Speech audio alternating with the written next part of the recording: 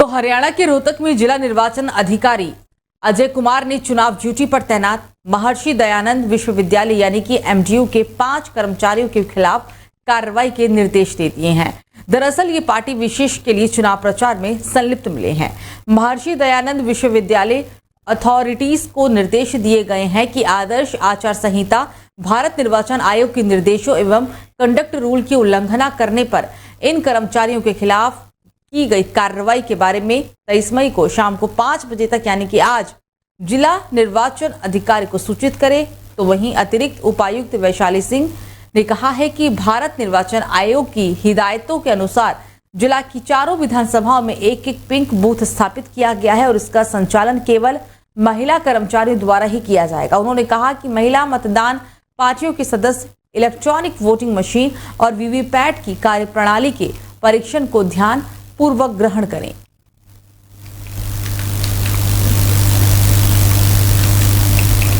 तो चलिए खबरों में आगे बढ़ते हैं। दिल्ली के रोहिणी सेक्टर 8 में बीते बुधवार को एक शोरूम में आग लग गई। दिल्ली अग्निशमन सेवा यानी कि डीएफएस के अधिकारियों ने जानकारी देते हुए कहा कि दमकल विभाग को रात करीब 8:35 पर आग लगने की सूचना मिली थी। आग पर पूरी तरह काबू पाने के लिए दमकल की 12 गाड़ियों को मौके पर मौजूद किया गया और अब तक किसी के घायल होने या फिर हताहत होने की सूचना नहीं मिली है। अग्निशमन अधिकारी अजय शर्मा ने कहा कि हमें आग लगने की जानकारी रात को 8:45 पर मिली। आग लगने का कारण जांच के बाद पता चल जाएगा। कुछ लोगों को पिछले दरवाजे से निकाला गया और कहा यह भी जा रहा है कि एक महिला को मामूली चोटें आई है और उन्हें प्राथमिक उपचार के लिए भी ले जाया गया, लेकिन फायर ब्रिगेड के आने से पहले उन्हें पीसीआर के जरिए यहां से भेज दिया गया था।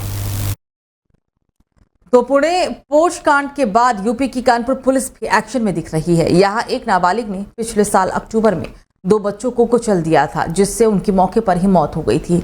मामले की जांच भी हुई, लेकिन समझौते के बाद नाबालिग को छोड़ दिया गया। पिछले महीने ही उसने एक अन्य आरोप दुर्घटना में भी 4 लोगों को कुचल दिया। पुणे की घटना सुर्खियों में आने के बाद आखिरकार नाबालिग को गिरफ्तार कर लिया गया। बताया जा रहा है कि 15 साल के लड़के की लापरवाही से गाड़ी चलाने की वजह से ही पिछले साल 2 बच्चों की मौत हुई थी, लेकिन उस पर कोई कार्रवाई नहीं की गई और अब उसे बुधवार को हिरासत में लेने के बाद बाल गृह भेज दिया गया है।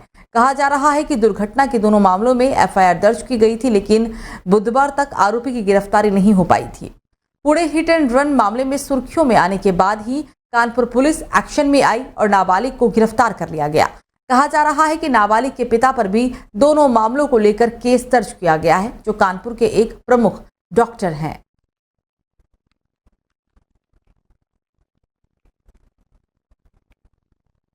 तो बॉलीवुड एक्टर शाहरुख खान की मंगलवार दोपहर तबीयत बिगड़ गई और जिसके चलते ही उन्हें अहमदाबाद के केडी अस्पताल में भर्ती करवाया गया था। डॉक्टर ने अंडर ऑब्जर्वेशन के लिए उन्हें एडमिट भी किया। करीब 1 घंटे बाद वो हॉस्पिटल से वापस अपने घर लौट गए। शाहरुख खान आईपीएल की अपनी team Kolkata night Riders KKR को सपोर्ट करने के लिए अहमदाबाद पहुंचे थे। आईपीएल के मुकाबले क्वालिफायर 1 के लिए केकेआर की टीम सोमवार को अहमदाबाद पहुंची थी।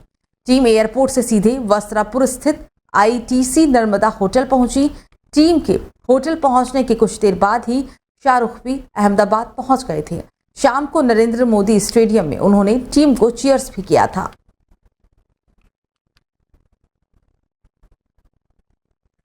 तो ब्रिटेन में 4 जुलाई को आम चुनाव होंगे। प्रधानमंत्री ऋषि सुनक ने बुधवार रात लंदन स्थित 10 डाउनिंग स्ट्रीट से इसका ऐलान कर दिया है। उन्होंने कहा है कि ब्रिटेन के लिए अपना भविष्य चुनने का समय आ गया है। किंग चार्ल्स को चुनाव की टाइमलाइन के बारे में जानकारी देने के बाद जल्द ही संसद भंग भी कर दी जाएगी और उसके बाद चुनावी प्रक्रिया भी शुरू हो जाएगी।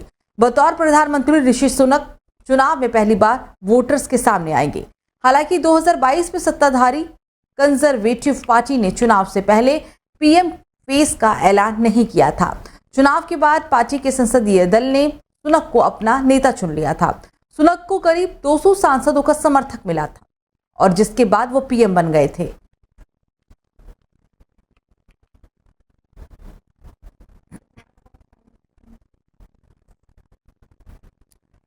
तो भारत में 8 दिन से लापता बांग्लादेश के सांसद अनवारुल अजीम अनार बुधवार यानी कि कल कोलकाता के एक फ्लैट में मृत मिले हैं। बांग्लादेश के गृह मंत्री असदुज्जमा खान ने कोलकाता पुलिस के हवाले से इसकी पुष्टि की है। हालांकि कोलकाता पुलिस ने बताया कि सांसद अनावरुल का शव न्यू टाउन इलाके में संदिग्ध परिस्थितियों में मिला। पुलिस ने इस मामले में 3 बांग्लादेशियों को भी गिरफ्तार किया है और साथ ही इसे प्री प्लान मर्डर भी बताया है। सांसद अनवरुल 12 मई को इलाज के लिए कोलकाता आए थे और इसके अगले दिन से ही वो लापता थे। अनवरुल का 13 मई से फोन लगातार बंद जा रहा था। 17 मई को हालांकि उनका फोन बिहार के किसी इलाके में कुछ देर के लिए ऑन भी हुआ था। पुलिस का ये भी कहना है कि उनके फोन से परिवार के सदस्यों को संदेश भेजे गए थे कि वो नई दिल्ली के लिए रवाना हुए हैं।